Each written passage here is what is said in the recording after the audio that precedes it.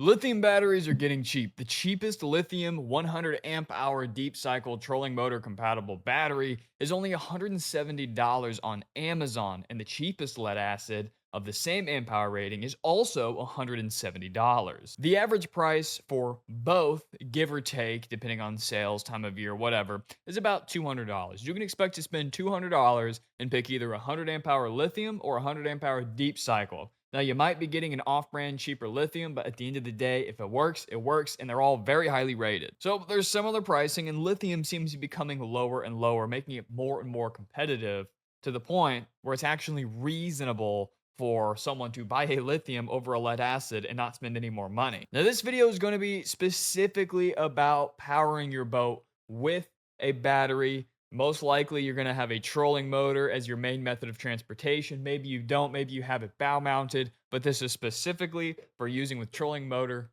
and boats. I've used both. I have depleted the battery in almost both of them, and this is a lead acid. This is my new lithium, and this is a battery box, and we're going to talk about the compatibility with both types here in a second. Anyway, let's talk about the benefits first of the lead acid. This is a 55 amp hour Mighty Max battery from Amazon, and I have used it a ton. One big benefit of lead acid is that you can use really any charger that's not a lithium specific charger. And the chargers are plentiful. You can go into Walmart, spend, $20, $30, get any sort of lead acid battery charger, and you're good to go, and you're going to start charging. With the lithium, you need a specific lithium compatible battery charger. Although it does charge faster, the lithium battery chargers can be more expensive. And if you're just walking into an O'Reilly's or anywhere that sells lithium battery chargers, you are going to spend more for the lithium charger than the lead acid. And if you have a lead acid, then you are probably just gonna have batteries and chargers and extra stuff ready. With lithium, you got to make a separate purchase, unless you just have lithium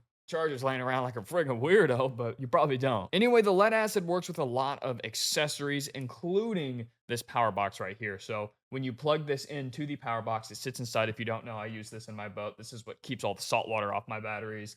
But it comes with an accessory port, a USB port, and then a classic cigarette lighter, car charger, whatever you want to call it.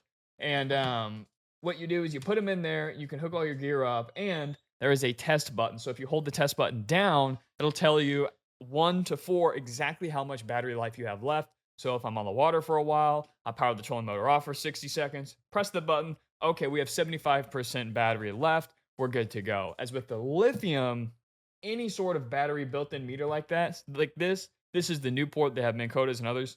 It will not work. It will not give you an accurate reading. So that is a major benefit, is just having easy access to know exactly how much life you have left. I do have a lithium battery gauge, but I can't seem to even get it to get an accurate read. So we'll talk about finding the battery life of the lithium a little bit later, but that is a big benefit for me, is that's just one less piece of equipment I have to get to understand how much battery I have left. Now, if you have a bigger boat, you have room to store your battery, then it doesn't matter. You don't need one of these. But a lot of really, really small boaters like myself, where their battery is exposed out in the elements, this is a plus. And that is a feature. One of the main reasons I bought this battery box was for that battery meter feature, and now I do not have it with my lithium. Now, finally, if you walk into a store and they have on the shelves the options of this is a 55 amp hour, but a 100 amp hour lead acid or a 100 amp hour lithium battery, most reputable stores, they're actually going to carry name brands and not just random, knockoffs like Amazon carries. So likely, if you are to walk into a brick and mortar,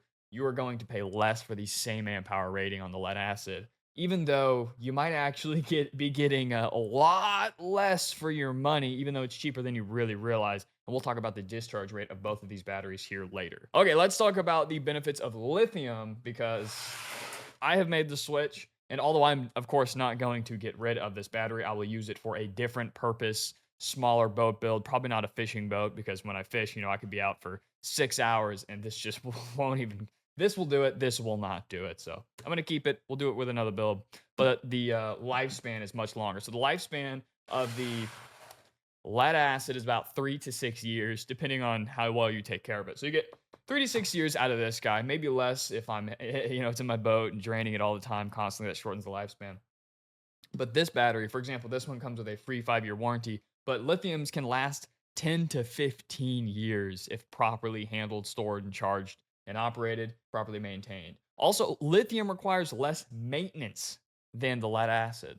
So you're going to do less work keeping it at top notch, and it's going to last way longer, which in turn, even if you spend double, even if you decide to spend twice as much on a name brand walking into a store than your lead acid, it will last double, triple, maybe depending on what you're doing, quadruple the lifespan of the lead acid, which is super cool. Also, here is a major one that we'll touch again in the end with the discharge rate. But if you get a 100 amp hour lithium battery, you can use 100 amp hours or, 95 amp hours. You can use basically 100% of this battery.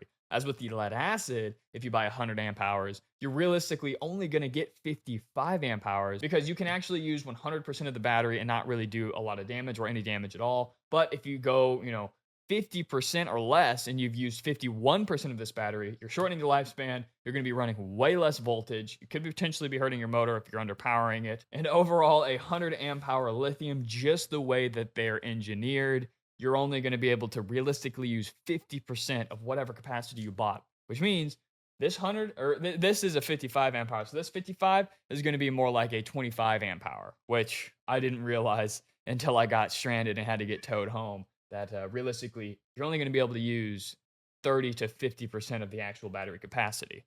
Hey, and I spent 100% of the money on it, so I'm trying to get 100% of the power out of it. You know what I'm saying? Big benefit for lithium. So, in fact, the lithium can have up to 50% more power than the same 100 amp hour lead acid competitor. That is a huge deal in terms of longevity on the water. 100 amp hour lead acid, you're going to have half as much time as this, and you're going to be going slower and slower as the day progresses. So that's basically the main driver for me. However, this is actually lighter. This 100 amp hour is significantly lighter than the 55 amp hour lead acid. So lithium is a lighter build. It's just engineered differently. It's a lithium battery, not a lead acid. So this is double the capacity. Actually, technically, since this is 55, this is about 3 to 4 times the capacity, but it's way lighter. And 100 amp hour would be significantly heavier than this 100 amp hour lithium. So if you're lifting it in the boat, out of the boat, all, charging it, because like me, I have to charge basically excuse me, every time I get off the water, just so I have 100% in case I find a good fishing hole and I want to stay there for, 3 or 4 hours at a time. So I'm constantly bringing it in and out of the boat. So the lighter weight, although I didn't really care about it, I've noticed that, it adds up at the end of the day. And from my understanding, lithium batteries are technically safer. Now, you guys know if you watch this channel, I'm not a huge safety advocate. I should be, but, whatever. This does not emit the same gases that this does when it's charging. And also, this is full of battery acid and liquids. This is not. So this technically could go kaboom a lot easier than this one, although I'm not worried about this thing exploding. All right, so here is the single reason, and we've touched on it and I've talked about it, but the discharge rate. Now I'm going to pop up a chart right now and kind of explain to you what we're looking at. So here's the discharge rate. Check out this friggin' chart, man. Lead acid starts at 13 volts, giving the most power to the motor and slowly losing voltage as you run it, thus losing power, losing speed. Basically means you're slowly going slower and slower and slower and slower. By the time I was ready to head towards the ramp, I was always running less than 12 volts, even if I was only out an hour or two. Less than 12 volts means I'm underpowering my motor and going seriously slow. This is scary, as this has happened more times than I want to admit. Being on the ocean with the wind, the tide, the current, it can make a situation like this very dangerous very quickly. However, the lithium batteries hold their voltage until the last 50%. So 55 amp hours, once you run 50% of it, you're underpowered and you're going slower and slower and slower and slower and slower, which is not good when my boat maxes out at 3.5 miles an hour on a friggin' good day. But the lithium batteries hold their voltage, thus hold their speed and hold their power until about 5%. Then you'll very quickly drop in voltage. When I'm fishing for 4 hours and I'm ready to head back to the ramp, I'm going just as fast as when I first launched, and that is a game changer when my boat is already so slow. Lithium not only makes me go faster, a little bit faster, but the same speed all day. That is a huge thing. The more I fish, the slower I got, so I always had to slowly come back into the ramp until I'm basically running 10 volts, just not moving, maybe moving half a mile an hour, and hoping the wind and current is in my favor. But with this, I've been out for 4 or 5.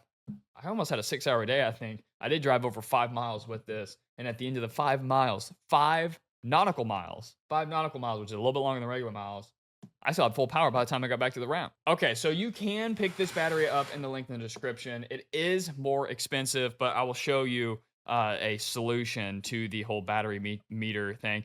You can buy things on Amazon that give you a read. I did. I bought a battery meter and it doesn't work. It works better with the lead acid. It's made for both lithium and lead acid, but I don't get an accurate read. But the reason I like this one, this was actually a gift from our friends over at Power Risk. We made a video on them. They gifted me this battery. Thank God. And I'm glad they did because I don't know if I'd have forked over the cash otherwise, but now I realize it is well worth it.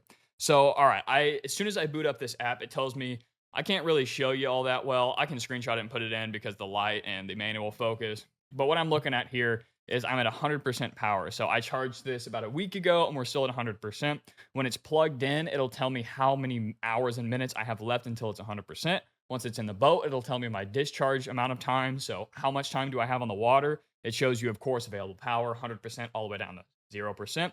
And it tells you any error codes. It reads the cells, the 4 cells in the series. It tells you the temperature of everything, which is kind of funny. It usually mimics the temperature I've got my thermostat set to. It tells you your maximum, your minimum voltage, your average voltage, and your design capacity. All sorts of ton of just way more information than I really need. But I like to see how much time I have left to charge, how much time I have left on the battery in a term of time, and of course the available power in a scale of 0 to 100%.